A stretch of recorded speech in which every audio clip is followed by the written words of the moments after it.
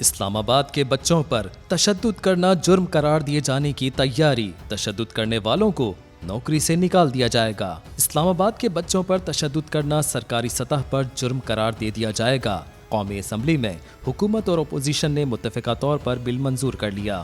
بل کے مطابق 18 سال کی عمر تک کے بچوں کو تشدد کا نشانہ بنانے والوں کو جبری ریٹائرمنٹ، تنزلی تنخواہ میں کٹوتی سمیت نوکری سے فارغ بھی کیا جا سکے گا۔ بل کے تحت کام کرنے کی جگہ سرکاری اور غیر سرکاری تعلیمی اداروں، مدارس، ٹیوشن سینٹرز کے بچوں پر تشدد نہیں کیا جا سکے گا۔ تھپڑ، جوتے، ٹھڈے مارنا، جھنجھوڑنا، بال پکڑ کر کھینچنا، تکلیف دہ حالات میں رہنے پر مجبور کرنا، جلانا یا پھر ابلتے پانی سے زخمی کرنا بچوں کو جسمانی تشدد میں شمار ہوگا۔ بل کے مطابق جسمانی تشدد کے خلاف شکایات کے اندراج کا طریقہ کار بھی طے کیا جائے گا، جس میں ڈپٹی کمشنر سمیت دیگر افراد کو براہ راست درخواست دی جا سکے گی۔